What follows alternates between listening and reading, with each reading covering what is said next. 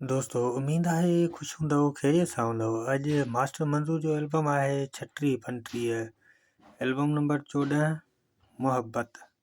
तमामु बहितरीनु एल्बम आहे, सुठड़ो एल्बम आहे। हिन में शाइरी बि सुठड़ी आहे। हिन में सुठड़ो कलाम जेको आहे, असीं मुहबत वारा माण्हू रुसण मां छा ॼाणूं। तमामु बहितरीनु गीत आहे हिन जो। हिन में ॿिया गीत बि सुठा आहिनि ऐं हिन में सुठो अंदाज़ आहे मास्टर मंज़ूर जो ॻाइण जो। सुठे अंदाज़ सां गॾोगॾु मिठड़ी मुहबत आहे हिन जे आवाज़ में। अवां जेके बि परस्तार आहियो मास्टर मंज़ूर जा गीत ॿुधा हूंदव त हर एल्बम में हिन जो पंहिंजो रंग हूंदो आहे। बहरहाल ॻाल्हियूं काफ़ी आहिनि ऐं दोस्तनि जा कमेंट्स बि आहिनि। कमेंट शामिलु कयूं, उन खां बाद अव्हांखे ॿुधाईंदासीं। पहिरियों कमेंट्स शामिलु था कयूं वहीद भाउ जो। वहीद भाउ लिखियो आहे माय फेवरेट पिक्चर ऐं खोड़ सारियूं दिलूं। वॾी महिरबानी वहीद भाउ। उन खां पोइ वरी वहीद भाउ लिखियो आहे वेरी नाइस पिक्चर, खोड़ सारियूं दिलूं। हसन अहमद महर भाउ लिखियो आहे VIP एल्बम, वॾियूं महिरबानियूं, लख थोरा। अञा ॿिया दोस्त बि आहिनि। हेॾो दोस्त आहे एम प्रोडक्शन वारो भाउ लिखियो आहे ग्रेड। शहबान सोलंकी भाउ लिखियो आहे नाइस एल्बम, वॾी महिरबानियूं। इहे वहीद भाउ लिखियो आहे टोटल फेवरेट सॉन्ग, खोड़ सारियूं दिलूं। हसन अहमद महर भाउ लिखियो आहे VIP एल्बम।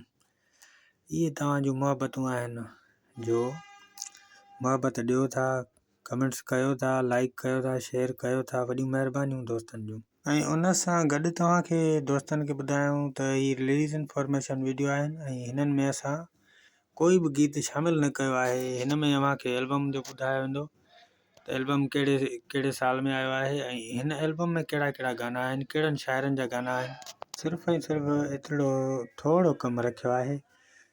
काफ़ी दोस्त आहिनि जिन खे एल्बमनि जी ख़बर हूंदी आहे ऐं गाननि जी बि ख़बर हूंदी आहे, पर काफ़ी दोस्त अहिड़ा बि आहिनि जिन्हनि खे गाना ॿुधल हूंदा आहिनि, एल्बम जी ख़बर न हूंदी आहे। बसि इन ॻाल्हियुनि खे रखी करे मिड़ई थोरो कमु कयो आहे जीअं दोस्तनि खे थोरी मालूमात अचे त एल्बम ही आहे ऐं हिन में कहिड़ा कहिड़ा गीत हुया। तो हलूं था हिन जे गीतनि ॾे। त हिन जो पहिरियों गीत लिखियो आहे ज़ुल्फ़कार मंगी साहब।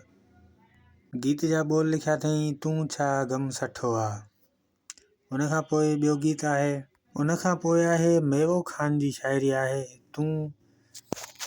तूं धारियो माण्हू आहे। गीत जा ॿोल लिखिया अथई तूं धारियो माण्हू आहे। ऐं उन खां पोइ पीर बख़्श सोलंकी जी शाइरी आहे।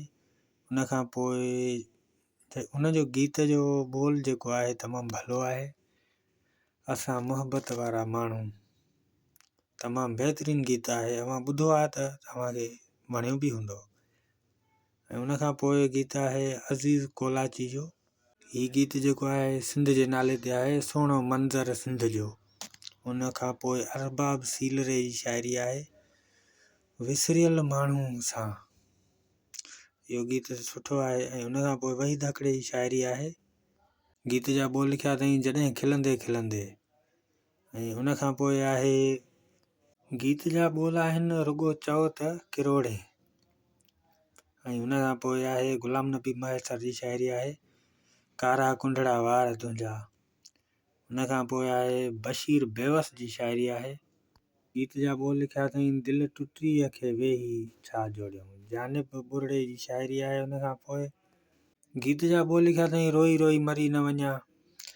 एल्बम कंप्लीट थी चुको दोस्तों। अव्हांखे वीडियो कीअं लॻो ऐं हिन में इहे गीत हुया ऐं हिन में 2-3 गीत जेके हुया उहे तमामु भला हुया ऐं जेके हिन वक़्तु ताईं माण्हू ॿुधनि था दिलि सां ऐं कमेंट्स में पंहिंजी क़ीमती राय आगाह कंदा। ऐं नवां दोस्त बि कमेंट्स कयो, अव्हांजी कमेंट्स शामिलु कंदासीं।